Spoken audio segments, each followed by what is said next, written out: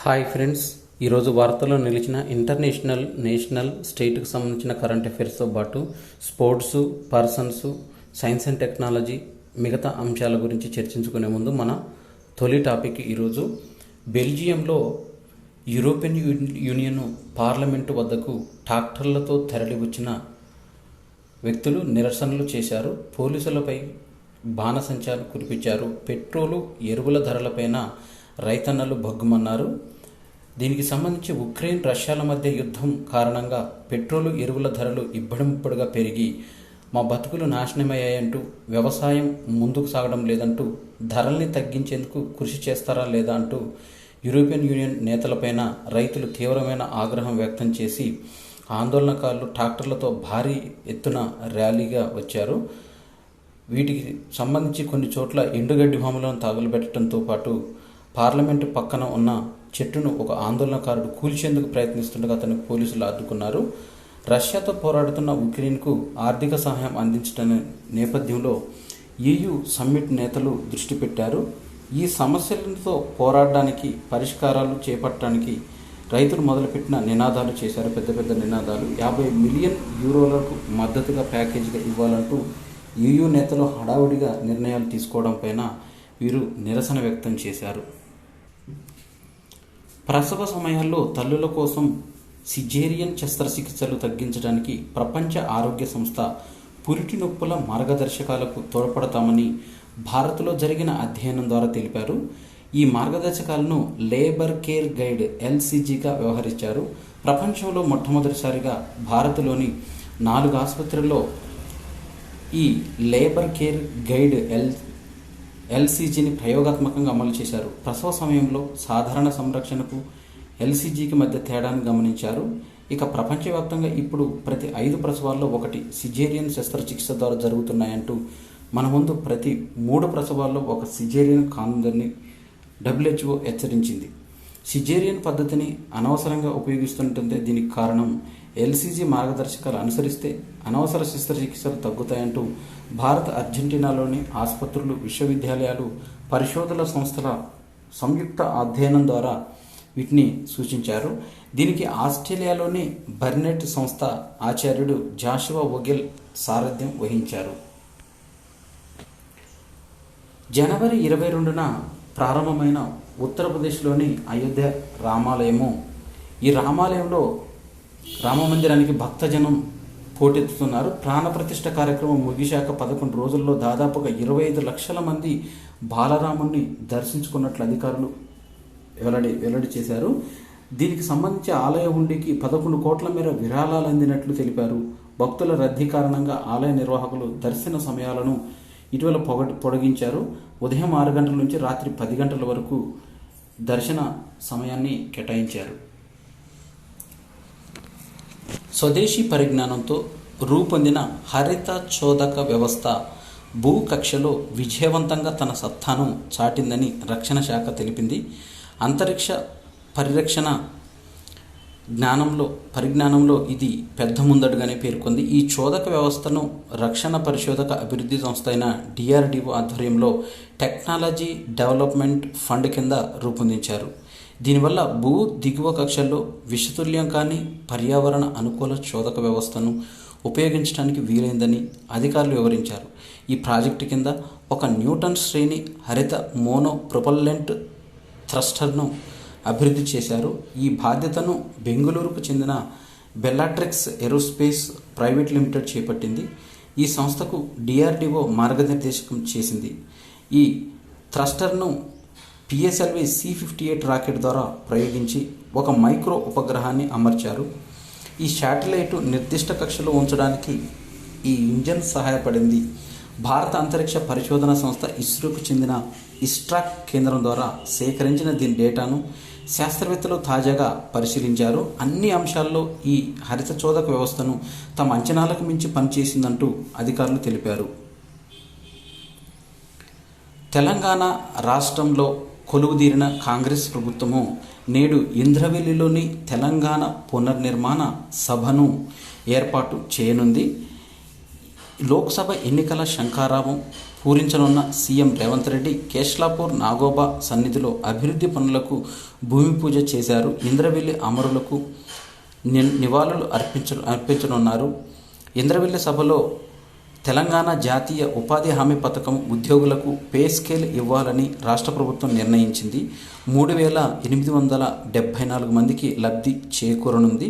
రాష్ట్రంలో 2005 నుంచి జాతీయ ఉపాధి హామీ పథకంలో ఏపీఓలుగా సాంకేతిక సహాయకులు, కంప్యూటర్ ఆపరేటర్లు, ఇంజనీరింగ్ సలహాదారులు కూడా మేనేజర్లు తదితర విభాగాల కింద 3,874 మంది పనిచేస్తున్నట్టు గుర్తించారు.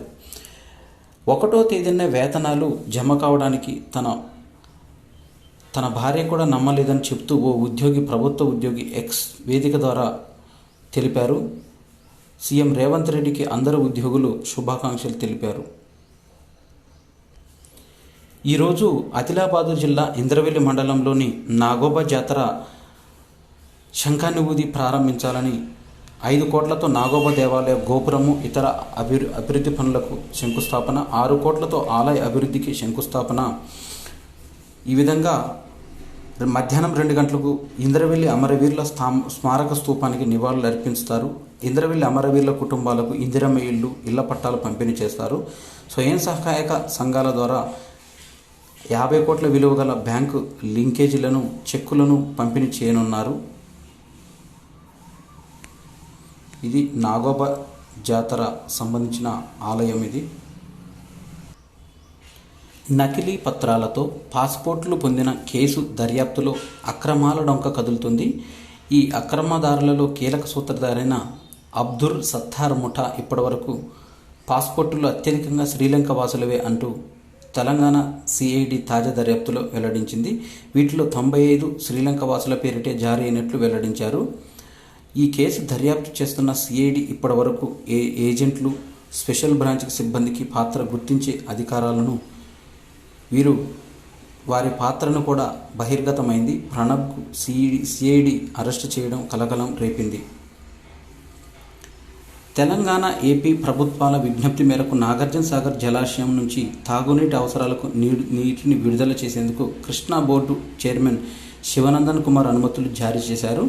గురువారం జరిగిన త్రిసభ్య కమిటీ సమావేశం అనంతరం ఈ మేరకు 2 రాష్ట్రాలకు లేఖ రాసి సరిహద్దు నుంచి రోజుకు 1,500 క్యూసెక్కుల చొప్పున 10 రోజుల పాటు నీటిని విడుదల చేయాలని ప్రభుత్వాన్ని కోరారు.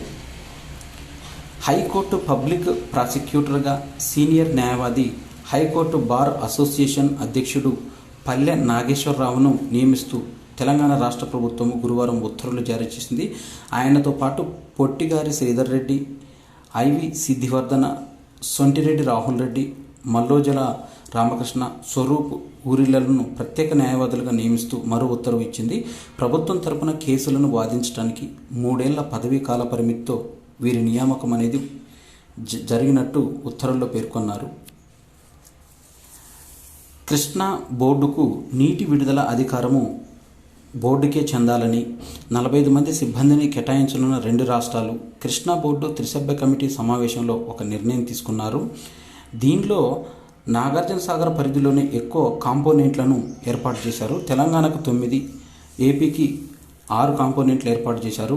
తెలంగాణ పరిధిలోని కాంపోనెంట్లను చూసినట్టయితే నాగార్జున ఎడమ కాలువ హెడ్ రెగ్యులేటర్, వరద కాలువ హెడ్ రెగ్యులేటర్, ఎలిమినేటి మాధవరెడ్డి ఎత్తిపోతల పంప్ హౌస్, జలాశయం స్పిల్వే దిగుమతుల తూము, కుడి కాలువ హెడ్ రెగ్యులేటర్, శ్రీశైలం కింద మహాత్మాగాంధీ కల్వకుర్తి ఎత్తిపోతలు, తెలంగాణ సానుకూలత తెలపనివి శ్రీశైల ఎడమగట్టు జల విద్యుత్ కేంద్రం, నాగార్జున సాగర్ ప్రధాన జల విద్యుత్ కేంద్రం, ఎడమ కాలువ జల విద్యుత్ కేంద్రం. ఇవి తెలంగాణ పరిధిలో ఉన్నవి. తర్వాత ఏపీ పరిధిలో ఉన్నవి శ్రీశైలం జలాశయం స్పిల్వే నది తూములు, పోతిరెడ్డిపాడు హెడ్ రెగ్యులేటర్, హంద్రినీవా సుజల స్రవంతి ఎత్తిపోతల, ముచ్చుమర్రి ఎత్తిపోతల పథకం, కుడిగట్టు జల విద్యుత్ కేంద్రం, నాగార్జున సాగర్ కుడి కాలువ జల విద్యుత్ కేంద్రం అనేవి కేటాయించారు. ఇకపై ఇష్టం వచ్చినట్లు ఆంధ్రప్రదేశ్ నీటిని వాడుకోవడం కుదరదని సి మురళి ఈఎన్సి తెలంగాణ వారు తెలిపారు. 2 రాష్ట్రాలు అంగీకరించడానికి బోర్డుకు 15 కాంపోనెంట్లు అప్పగింతను ఏపీతో పాటు తెలంగాణను కూడా కేటాయించడము ఆనందదాయకమంటూ నారాయణ రెడ్డి ఈఎస్పీ ఏపీ తెలిపారు. విశాఖ విమానాశ్రయం నుంచి బ్యాంకాక్, థాయిలాండ్, కౌలాలంపూర్, మలేసియాలకు ఏప్రిల్ నుంచి నేరుగా విమాన సర్వీసులు నడవనున్నాయి. ఎయిర్ ఏసియా వెబ్సైట్లో టికెట్ల విక్రయాలు ప్రారంభమవుతున్నాయంటూ ఏపీ విమాన ప్రయాణికుల సంఘం అధ్యక్షుడు కుమార్ రాజా తెలిపారు. రాష్ట్ర వ్యాప్తంగా జనవరిలో జరిగిన ఆపరేషన్ స్మైల్ 10వ విడతలో భాగంగా 3,479 మంది చిన్నారులకు పని ప్రదేశాలు, భిక్షాటన, వెట్టి చాకిరి నుంచి విముక్తి కల్పించారు. 3,074 మంది బాలురు, 405 మంది బాలికల ఉన్నట్లు తెలంగాణ మహిళా భద్రతా విభాగం అదనపు డీజీపీ శిఖా గోయల్ వెల్లడించారు. 2,947 మందిని తల్లిదండ్రులు లేదా సంరక్షకుల చెంత చేర్చారు. 532 మందిని రక్షిత గృహాలకు తరలించారు. అధికారులు రెస్క్యూ చేసిన వారిలో 707 మంది ఇతర రాష్ట్రాలు లేదా దేశాలకు వెళ్ళినట్టు సమాచారం. ఆపరేషన్లో భాగంగా 335 మంది చిన్నారుల వివరాలని దర్పణ్ అప్లికేషన్లో నమోదు చేశారు. 3,267 మంది చిన్నారులను వివరాలను పోల్చి చూశారు. చిన్నారులతో పని చేయించిన ఉదంతాల్లో 652 కేసులు నమోదు చేసి 655 మందిని అరెస్ట్ చేశారు. జనవరిలో ఇళ్ల నుంచి అదృశ్యమైన 7 చిన్నారులను గుర్తించి తల్లిదండ్రుల చెంతకు చేర్చారు. కర్ణాటక రాష్ట్రం బాగల్కోట్ జిల్లా ముథోల్ ప్రాంతం నుంచి తప్పిపోయిన 16 ఏళ్ల బాలుడిని హైదరాబాద్ గోపాలపురంలో పట్టుకున్నారు. తెలంగాణ వ్యవసాయ విశ్వవిద్యాలయంతో కలిసి పనిచేస్తామని అమెరికాలోని అబర్న్ విశ్వవిద్యాలయ ప్రతినిధులు తెలిపారు. డీన్ జార్జి ఫ్లవర్స్, ఆచార్యులు బాయ్ బోయిడ్, మురళీధన శేఖర్, జానకిరామరెడ్డి తదితరులు రాజేంద్ర నగర్ వర్సిటీని సందర్శించారు. రాష్ట్రంలో పనిచేస్తున్న 300 మంది ఉపాధ్యాయులకు సృజనాత్మకంగా బోధించడం ఎలా అనే అంశంపైన ఐఐటి గాంధీనగర్ గుజరాత్ శిక్షణ ఇవ్వనుంది. బోధన వివరాలకు సంబంధించి ప్రత్యేకంగా సెంటర్ ఫర్ క్రియేటివ్ లెర్నింగ్స్ విభాగం అక్కడ ఉంది. సైన్స్, గణితానికి సంబంధించిన అంశాలపై ఉపాధ్యాయులకు శిక్షణ ఇస్తారు. ఈ నెల 11 నుంచి మొత్తం బ్యాచ్ల్లో 100 మంది టీచర్లు వెళ్ళనున్నారు. భారత్కు చెందిన ఎంపిక చేసిన పాస్పోర్ట్లు హోల్డర్లకు దుబాయ్లోని ఎమిరేట్స్ ఎయిర్లైన్స్ సంస్థ free approved visa on arrival సదుపాయాన్ని ప్రారంభించింది. భారత్కు 31 MQ-9B సాయుధ డ్రోన్లను విక్రయించేందుకు బైడెన్ సర్కారు గురువారం ఆమోదం తెలిపింది. ఈ మేరకు అమెరికా కాంగ్రెస్ నోటిఫై చేస్తూ అవసరమైన ధృవీకరణకు అందజేసినట్టు రక్షణ భద్రతా సహకార సంస్థ పేర్కొంది. ఈ లోహ విహంగాలు $399 కోట్ల ఉండొచ్చంటూ తెలిపారు. MQ-9B డ్రోన్ల ఒప్పందం గురించి ప్రకటించారు. ఈ సందర్భంగా తన నౌకాదళంలో 15 సి గార్డియన్ డ్రోన్లు, వైమానిక దళం సైన్యం కోసం 8 చొప్పున స్కై గార్డియన్ డ్రోన్లకు సమకూర్చినట్లు తెలిపారు. నగదు అక్రమ చలామణి కేసులో జార్ఖండ్ మాజీ ముఖ్యమంత్రి హేమంత్ సోరెన్ అరెస్ట్ అయ్యారు. ఈ సందర్భంగా చంపైని సీఎంగా నియమించిన గవర్నర్ ప్రమాణ స్వీకారానికి ఆహ్వానం. ఈడీ కేసుపైన సుప్రీంకోర్టుకు ఆశ్రయించిన సోరెన్ విచారణకు ప్రత్యేక ధర్మాసనం 1 రోజు కస్టడీకి మాజీ సీఎం. ఆ అరెస్టు తర్వాత ఎక్స్ వేదికగా సోరెన్ ఒక హిందీ పద్యాన్ని పంచుకున్నారు. జీవితం ఒక గొప్ప పోరాటం అంటూ ప్రతి క్షణం నేను పోరాడాను, అలా పోరాడుతూనే ఉంటా, కానీ రాజీ కోసం ప్రాధేయపడినంటూ తెలిపారు. ఉత్తరప్రదేశ్లోని అలీగఢ్ ముస్లిం యూనివర్సిటీ AMU మైనారిటీ హోదా పునరుద్ధరణపైన రోజుల తరబడి జరిగిన వాడివేడి చర్చల అనంతరం గురువారం సుప్రీంకోర్టు తన తీర్పులో రిజర్వులు పెట్టింది. ఈ సందర్భంగా 2019లో ఆదేశాలు జారీ చేసింది. అలీగఢ్ ముస్లిం యూనివర్సిటీ కేంద్రీయ విశ్వవిద్యాలయం కాబట్టి మైనారిటీ సంస్థగా పరిగణించలేమని 5 న్యాయమూర్తుల ధర్మాసనం తెలిపింది. 1967 నాటి Aziz Basha versus union of India case స్పష్టం చేసింది. 1981లో పార్లమెంటు ఆమోదించిన సవరణ చట్టంతో మైనారిటీ హోదా పొందిన 2006లో అలహాబాద్ హైకోర్టు ఈ నిబంధనను కొట్టివేసింది. దీనిపై అప్పటి యూపీఏ సర్కార్ అప్పీల్కి వెళ్ళింది. యూనివర్సిటీ కూడా ప్రత్యేక పిటిషన్ను దాఖలు చేసింది. యూపీఏ ప్రభుత్వం దాఖలు చేసిన అప్పీల్ను ఉపసంహరించుకుంటామంటూ ఎన్డీఏ సర్కార్ 2016లో సుప్రీంకోర్టుకు స్పష్టం చేసింది. ప్రభుత్వం నిధులు పొందుతున్న అలీగఢ్ ముస్లిం యూనివర్సిటీ మైనార్టీ సంస్థ కాదన్న కేంద్ర ప్రభుత్వం 1967 నాటి సుప్రీం తీర్పును ఉటంకించి చెప్పింది. జ్ఞానవాపి మసీదు ప్రాంగణం సెల్లార్లో వ్యాస్జీ మందిరం తలుపులు 31 ఏళ్ల తర్వాత బుధవారం తెరుచుకున్నాయి. ఇక్కడ హారతి అర్చన నిర్వహించినట్టు కాశీ విశ్వనాథ ఆలయం ట్రస్టు అధ్యక్షుడు నాగేంద్ర పాండే తెలిపారు. ఈ సందర్భంగా ఆలయ ప్రాంగణంలో మసీదు ప్రాంగణంలోని మజుఖానాకు ఎదురుగా ఉన్న నంది విగ్రహం చెంత బారికేడ్లను జిల్లా యంత్రాంగం తొలగించింది.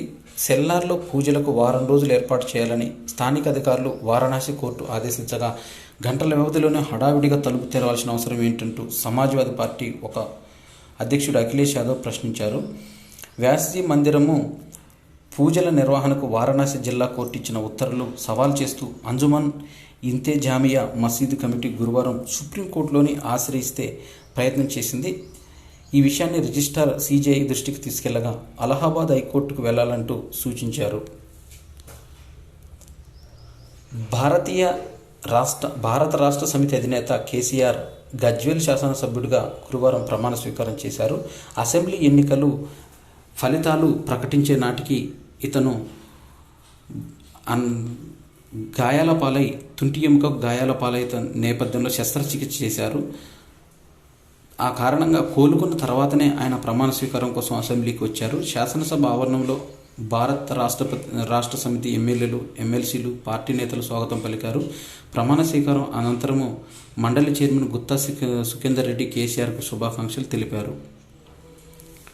తెలంగాణలోని 12,770 గ్రామాల్లో శుక్రవారం నుంచి ప్రత్యేక అధికారుల పాలన ప్రారంభమవుతుంది. గురువారంతో గ్రామ పంచాయతీ సర్పంచుల, ఉప సర్పంచుల, వార్డు సభ్యుల పదవీ కాలం ముగిసింది. వారి స్థానంలో ప్రత్యేక అధికారులుగా బాధ్యతలు చేపట్టనున్నారు. గెజిటెడ్ అధికారులు, నాన్ గెజిటెడ్ ఉద్యోగులు ఊరికొకరు చొప్పున ప్రత్యేక అధికారులుగా నియమించాలని ప్రభుత్వం మొదట కలెక్టర్లకు ఆదేశాలు జారీ చేసింది. కానీ పంచాయతీ కార్యదర్శుల కంటే తక్కువ హోదా ఉన్న వారిని ప్రత్యేక అధికారులుగా నియమించడం సమస్యాత్మకం అవుతుందని భావనతో నాన్ గెజిటెడ్ ఉద్యోగులకు ఈ విధులు అప్పగించవద్దని నిర్ణయించింది.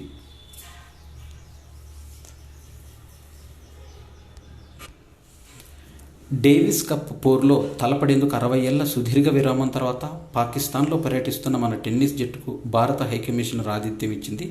హైకమిషనర్ బాధ్యతలు చూస్తున్న గీతికా శ్రీవాత్సవ ఇస్లామాబాద్ స్పోర్ట్స్ కాంప్లెక్స్లో భారత బృందానికి సాదర స్వాగతం పలికారు.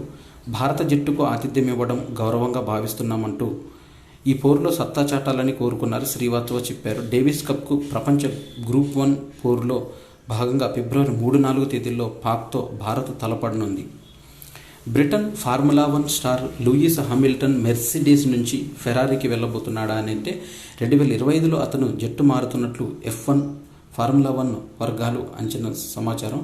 2024 సీజనే మెర్సిడీస్ తరపున హామిల్టన్కు చివరిదని, ఆ తర్వాత ఏడాదిలో సెయింట్ జూనియర్ స్థానంలో ఫెరారీకి బదులు బరిలో దిగుతాడని 2014-20 కాలంలో హామిల్టన్ 6 సార్లు మెర్సిడీస్కు ఛాంపియన్షిప్ అందించాడు. 2016లో రన్నరప్ ట్రోఫీ సాధించాడు. 2021 నుంచి గెలవలేకపోయారు. సొంత గడ్డపైన జరిగే MIH ప్రో లీగ్ హాకీ టోర్నీలో డ్రాగ్ ప్లికర్ హర్మన్ప్రీత్ సింగ్ భారత జట్టుకు సారథ్యం వహిస్తాడు. 24 మంది సభ్యులు భారత జట్టు కెప్టెన్గా హర్మన్ప్రీత్ గురువారం హాకీ ఇండియా ఎంపిక చేసింది. కేంద్ర ప్రభుత్వం మధ్యంతర బడ్జెట్లో క్రీడలకు ప్రాధాన్యం దక్కింది. ఆర్థిక మంత్రి నిర్మలా సీతారామన్ గురువారం ప్రవేశపెట్టిన బడ్జెట్లో క్రీడలకు 3,442.32 కోట్లు కేటాయించారు. గతేడాదితో పోలిస్తే 45.36 కోట్లు ఎక్కువ నిధులిచ్చారు. నిరుటి బడ్జెట్లో క్రీడలకు 3,396.96 కోట్లు కేటాయించగా ఈ ఏడాది జూలై 26, ఆగస్టు 11 వరకు జరిగే ప్యారిస్ ఒలింపిక్స్ క్రీడలకు బడ్జెట్లో ప్రాధాన్యం కనిపించింది. ఖేలో ఇండియాకు 900 కోట్లు కేటాయించారు. గతంలో పోల్చుకుంటే 20 కోట్లు ఎక్కువ.